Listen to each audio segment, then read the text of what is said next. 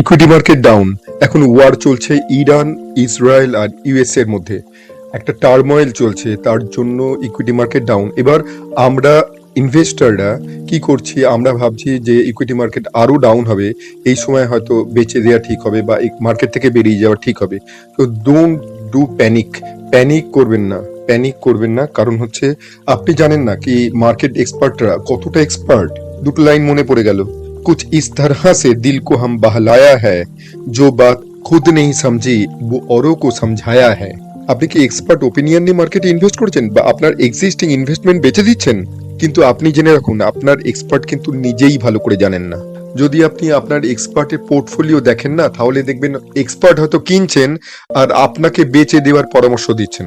2012-13 সাল মনে আছে কোন টপিক সে সময় হেডলাইনে থাকতো? সেটা হলো গ্রিস।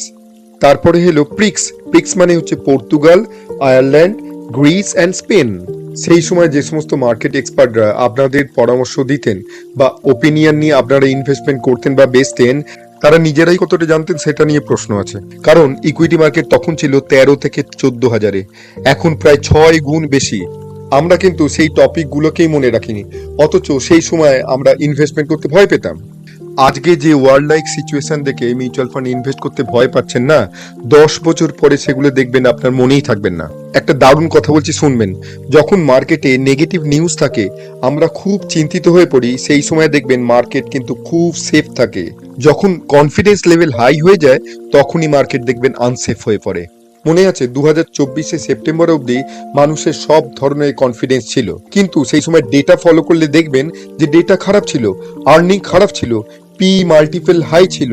সেই সময়ও ইউক্রেন রাশিয়া ওয়ার চলছিল, কিন্তু মার্কেট সবকিছুকে ইগনোর করেছিল। সেই সময় এফআইআইরাও আর টাকা তুলে নিচ্ছিল, কিন্তু মার্কেট যেহেতু পজিটিভ ছিল ইনভেস্টররাও চিন্তা করেনি। এখন দেখুন ডেটা কিন্তু ভালো আছে, কিন্তু চিন্তা বেশি, ওয়ার চলছে চারিদিকে। মনে রাখবেন এই সমস্ত যে মার্কেট এক্সপার্ট আছেন না, তাদের তৈরি করা স্ক্রিপ্টেড ড্রামা আপনাকে ইমোশনাল করে দেবে, বায়াস হয়ে পড়বেন। অ্যাডভাইসারের উপর ভরসা রাখুন, লক্ষ্য ভিত্তিক ইনভেস্টমেন্ট করুন, আবেগের বশবর্তী হয়ে ইনভেস্ট একদম করবেন না। আমরা মানি মেকিং এমসি কাস্টমাইজ আর টেইলার মেড সলিউশন দিয়ে থাকি। আমরা শুধুমাত্র একটা ফোন কল দূরে আছি। আরো বিশদে জানতে আমাদের ফার্দার ভিডিওগুলো ফলো করুন আর আমাদের চ্যানেলগুলো সাবস্ক্রাইব করুন। ধন্যবাদ।